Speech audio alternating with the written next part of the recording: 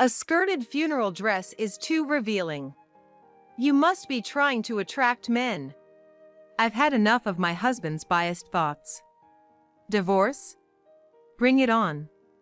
I'm leaving this house. My name is Kate. I'm a 40-year-old huge chocolate lover who ends up eating almost all of a family-sized chocolate bar by myself before I know it. I remember always fighting with my sister over it. Looking back, I wasn't a very mature older sister. But I know adults who are much less mature than I was. I was 25 years old back then. I had just married my husband, Kevin, who worked in a bank. We started dating through a friend's introduction and got married in about 6 months. Everyone was envious of my life that was going so well, but after getting married, my once kind husband started to change gradually. Welcome home, you must be tired. What about dinner? It's ready. You should take a bath and relax. Every time my husband came home from work, we would have this exchange. Of course, I would greet him at the entrance, and if dinner wasn't ready, he would be grumpy. So, I always came home from work before my husband, prepared dinner, and cleaned the bathtub. I won't say it wasn't a bother, but thanks to my husband's high salary, we were able to live in a detached house and live a married life that others envied. I didn't mind the minor whims of my husband, thinking that every household goes through such things. However, my husband's attitude got worse and worse. Even after getting married, I often visited my parents' house when I was off work. It was to see my 14-year-old sister, who was much younger than me. In our family where both parents worked, I think I raised my sister for the most part. It's not that I was dumped on by my parents, but I simply couldn't take my eyes off her because she was so dear to me. Because my sister was very frail. She had her good days, but she was also frequently hospitalized, and there were times when we were told that tonight was a critical time. She could be gone tomorrow. When I thought about that, it was inevitable that I would have a deeper love for her than a normal sister. That's why, even after I got married, I went to see my sister when she was off school. But my husband didn't like this. Which is more important, me or your sister? When a woman gets married, she should serve her husband's family. My mother didn't do anything like that. You're a failure as a wife. My husband started to express his theory and often preached to me for nearly an hour. At that time, none of my friends were married. So when I talked to my senior at work about my husband, she said, "It's your fault. When you get married, you have to serve your husband." I thought that was how it was.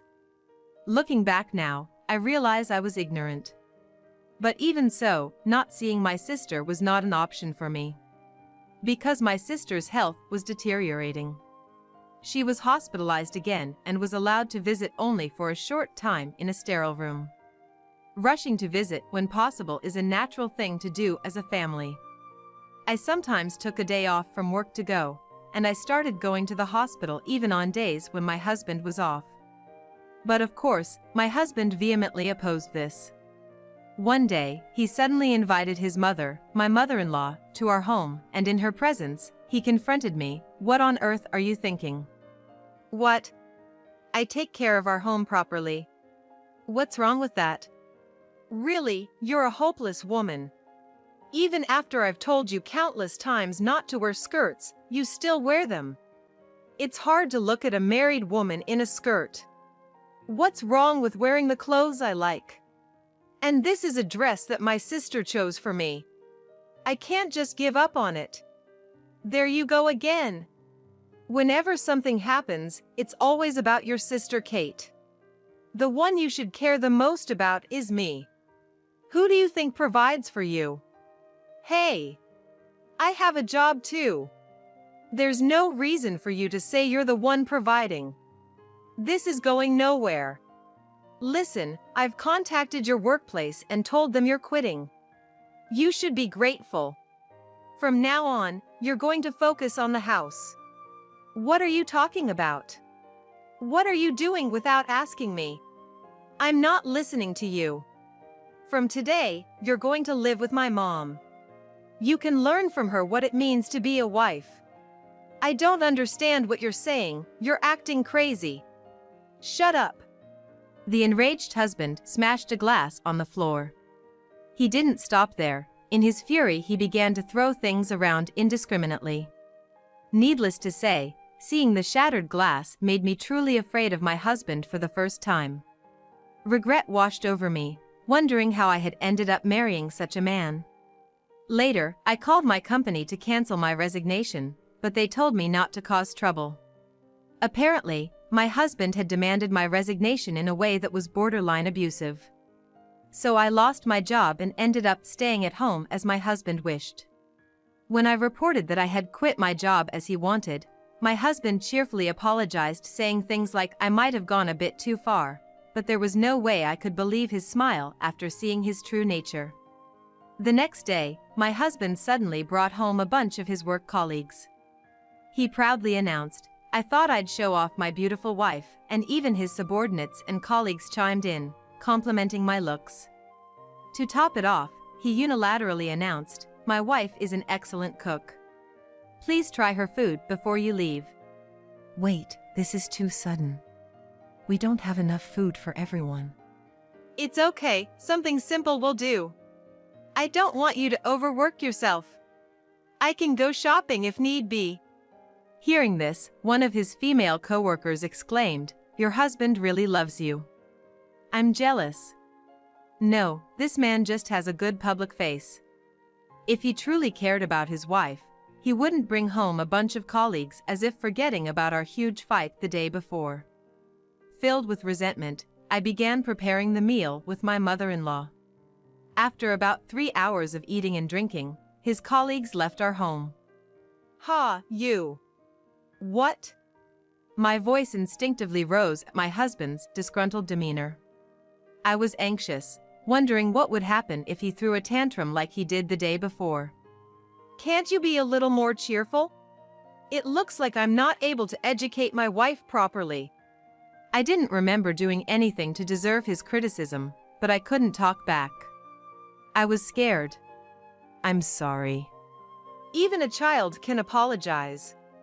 "Mom, give her a score for today." He turned to his mother for support. "Well, she's not doing a good job supporting her husband, is she? I can't give her any score." "Ha! That's my mom, she knows what's going on. She can't even score you, how hilarious is that?" Laughing uproariously, my husband lightly tapped me. "Also, about the meal, I tasted a bit, but wasn't it not to Kevin's liking?" "That's right, Mom. Keep it coming." "What about her clothes?" "There were men among the colleagues, but she's showing off her skin. What do you think?" "As a woman, it's indecent to show off your collarbone. She should cover it with a scarf or turtleneck." Whose fault is it that the colleagues suddenly invaded this house, and I had to cook without even having time to change my clothes? It's Kevin's. I didn't understand why I had to be belittled so unilaterally. She really is something, isn't she? Despite me educating her day in and day out, nothing sticks. I bet she's just not very bright. No doubt about it. In the end, that day, I ended up enduring a lecture for nearly 2 hours. By the time I finally managed to get a bath and was about to sleep, it was already nearing dawn at 4 a.m. Having to prepare my husband's lunchbox, I decided to give up on sleep that day. Even after that, my husband's attempts to educate his wife continued as I kept visiting my younger sister. After about a month and a half, I received news of my sister's passing. I wished it was a lie, and the first words I returned to my mother, who announced the sad news, were, "It's a lie, right?" I had been told over and over that her condition was critical, and I had even had my last visit with her. I thought I was prepared, but my heart couldn't catch up. She was just 14 years old. I wondered whether my sister, who had fought through painful treatments and repeated hospitalizations, had truly been happy in her life. As her older sister, had I been able to provide her with joy? However, the last expression I saw on my sister's face at the hospital was a smile. It seemed she hadn't suffered. You fought hard, and you did well. Thank you for everything." With tears streaming down my face, I hugged my sister and said my final goodbye. The funeral were over in the blink of an eye, and I realized that I hadn't been home for several days. I informed my husband of my sister's passing, but as expected, he didn't attend the funeral. Far from it, he said something like, "You should prioritize me over the dead." So, not wanting to hear such vile words at such a time, I ignored him and hung up the phone. When everything was over and I returned home with a heavy heart, my husband and mother-in-law were waiting for me at the entrance, standing like imposing statues. "You're quite late, aren't you?" "A family member has died. It's not like I could come back in 2 or 3 hours." "How can you tell such a lie so easily?" "What? What, are you in your rebellious phase? Always lying and opposing me. Whose wife are you?" "Wait a minute, my sister died." "It's not a lie." "Huh, I wonder. Even if you show me you in a skirted suit, you haven't welcomed me home from work for days." "That's impossible, of course." "Impossible? Why? If you love your husband, you should be able to do it. As a wife, welcome your husband home, you incompetent wife. Don't tell me you're having an affair." "What? No matter how many times I tell you, you show your skin, and the other day you were giving my colleague suggestive looks. You just like men, don't you? What a shameful woman." "What the hell, Just as I was about to retort out of anger, forgetting my fear of my husband, it happened. "Divorce, huh? That's fine, a woman as frivolous as Kate doesn't suit Kevin, right?" Mom, no, divorce is a bit." "I understand, I'll divorce." I immediately jumped on my mother-in-law's words suggesting divorce. My husband mumbled and kept saying to stop the divorce, but I had no intention of listening. If I didn't take this chance to divorce my husband, I was scared that he would become violent again. I was certain that now was the time. So, I quickly packed my belongings and left the house. Until the end, my husband kept saying things like, "If you apologize, I'll forgive you," but I ignored him, thinking he must be out of his mind. Still persistent, in the end, he grabbed my arm strongly and said, "Wait," so I hit his face hard with my bag and ran away. From there, I headed straight for a certain place. A room in an apartment that had been prepared just in case something like this happened. The moment I entered the room, I received a call from my mother-in-law on my cell phone. "Hello. Kate? Did you arrive safely?" "Yes. I'm fine. I'm in a taxi, so Kevin won't find out." "That's good. Hire a lawyer and proceed with the divorce quickly." "Yes, I'm looking forward to living together." Actually, my mother-in-law and I had been pretending to be on bad terms in front of my husband. This started the day my husband brought a colleague home. After his sermon ended, and my husband fell asleep, my mother-in-law approached me. "Leave this house. Escape from my son," she said. Each time my husband complained that his wife was hopeless, my mother-in-law, who seemed suspicious, would ask, "Really?" Apparently, her late husband was very similar to my husband, and she had suffered quite a bit. In my mother-in-law's generation, divorce was considered shameful, and she ended up not being able to divorce, but she seemed to want me to be free. Seeing the exchanges between me and my husband, she seemed to have thought, I must help her. That's when my mother-in-law, through her friend, found a property where a woman could live alone safely. It's hard to believe that she's the mother of my husband. I can't thank my kind mother-in-law enough. I've been living in the apartment that my mother-in-law prepared for me for half a month now, and finally, she came to my room, pulling a suitcase. "Welcome. Looking forward to it from now on." Since living with us, my mother-in-law found out that her own son had become like that. Up until then, he seemed like a good boy, just the ordinary face he showed to his colleagues. My mother-in-law blamed herself, thinking that he became this way after getting married because of his genes from his father or scenes he saw when he was young. For me, even if what happened in his childhood was the cause, I believe the real problem lies with a grown man's inability to control his own emotions. So I don't blame my mother-in-law at all. My husband is also taking good care of my mother-in-law now, but that's because he thinks that she's on his side. I don't know what he'll do if he finds out that my mother-in-law has been helping me with this divorce. So, when my mother-in-law prepared this house, I proposed, "Would you like to live with me for a while?" She hesitated, saying, "Even though you're my daughter-in-law now, once you guys get divorced, I'll be a stranger to you." But I told her, "After all you've done for me, there's no daughter-in-law or anything like that. You're like my mother or my sister." I really think so. On the way back from my sister's funeral, my mother-in-law naturally led the conversation to divorce, intentionally assisting me. Because I understood this right away, I also jumped on the divorce. I thought it would take more preparation and time to run away from my husband, but thanks to my mother-in-law, that time came early. There's nothing but gratitude. Finally, the divorce was finalized through the lawyer. Now I'm officially free. It was 4 days later. I don't know how he tracked me down, but my ex-husband was waiting for me in front of the apartment. "I found you." "You're messing with me," my ex-husband raised his voice. Did he find out about that thing? While thinking about that, I acted calm. "What do you want now?" "It's your fault that the credit card balance and the deposit balance have decreased."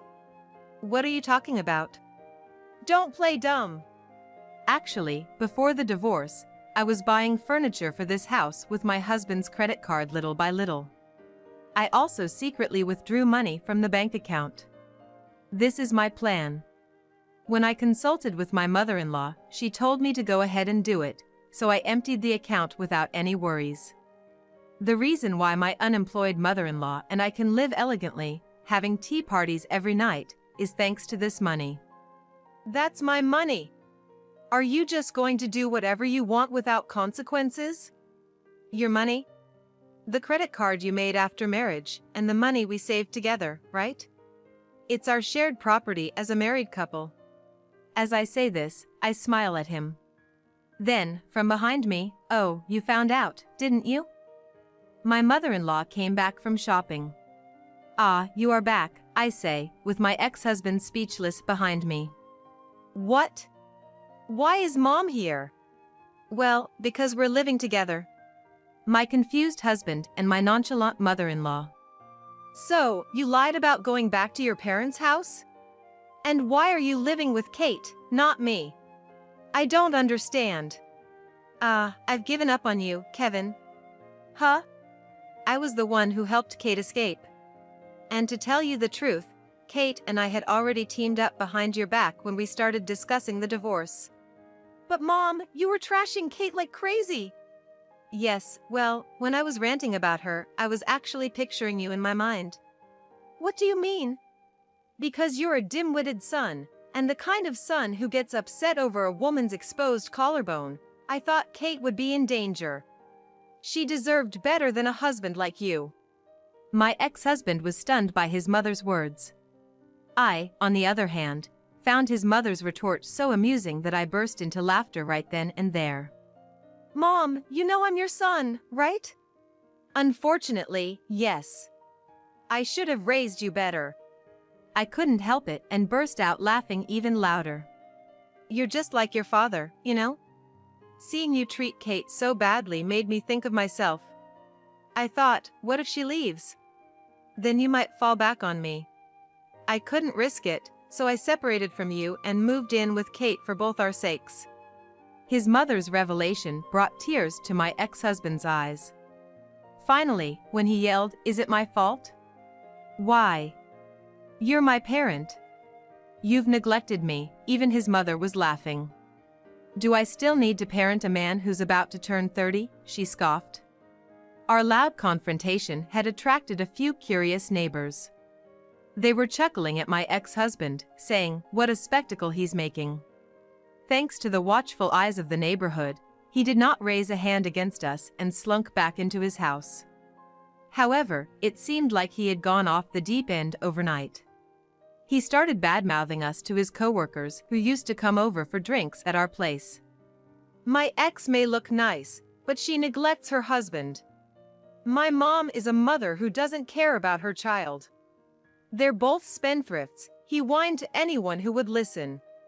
However, one woman retorted, you know, your behavior is a classic example of why women are wary of their husbands. It's a societal issue now. Although no one openly agreed, the office atmosphere implied that Kevin was in the wrong, and he began to feel cornered at work. Eventually, my ex-husband, who turned out to be sensitive, could no longer bear the judgmental looks and whispers. He hastily resigned from his job. He'd been so quick to verbally abuse me, yet he quit his job as soon as he was on the receiving end. How pathetic. Feeling lonely, he sent me a long-winded letter justifying his actions, boasting about his greatness as a man. The letter was a whopping 10 pages long.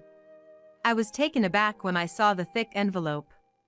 I had blocked his texts, but if he could write this much by hand, I shudder to think how many texts he would have sent.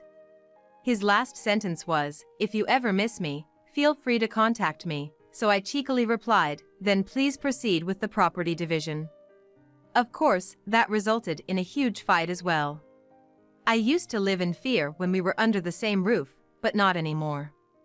I stood my ground with my lawyer. In fact, even before his mother advised me to run, I had been secretly recording my ex-husband's actions at home in anticipation of a divorce. All the months I spent enduring his harsh words while living in that house paid off. Thanks to the evidence, I successfully finalized the division of property. Afterwards, I ended my cohabitation with my ex-mother-in-law when I found a new job. Even though it was still a reasonable commute, she got herself a boyfriend. The person who introduced us to the apartment turned out to be him. She left holding hands with her boyfriend, saying, "Come visit us once we're settled." I must say, my ex-mother-in-law really surprised me. She's a wonderful woman, so I can understand why she's popular, no matter her age. As for me, I had spent my prime years focusing on work due to the career change, thinking I had missed the boat for remarriage. However, I started attending frequent online drinking with my colleagues. Thanks to this, I had more chances to casually exchange contact information with people I usually didn't talk to, including a director from another department who showed interest in me. At first, I kept my distance since we worked at the same company, but as we started having private online conversations about things we couldn't discuss at work, we grew closer and began dating. The department head, who hasn't been in a relationship for many years since his last girlfriend dumped him due to his overcommitment to work, treated me very carefully, saying, "I don't want to make the same mistake again." And, happily, we've decided to get married next year. He is getting married for the first time, so I was worried whether his parents would dislike me, who has been divorced once, but I am relieved to see my relaxed in-laws saying, "Thank you for taking our son." When I told my former mother-in-law about the remarriage, she was very happy. Oh, and speaking of my ex-husband, he apparently got a job at a different bank and remarried, but given his personality, it seems like he got divorced again. He is now divorced 3 times. He works at a bank and has a good initial demeanor, and because he blames his previous divorces on his wives, it seems that women get caught. Even when my ex-mother-in-law tells women about my ex-husband's true nature at a marriage greeting, it seems that my ex-husband skillfully manipulates them.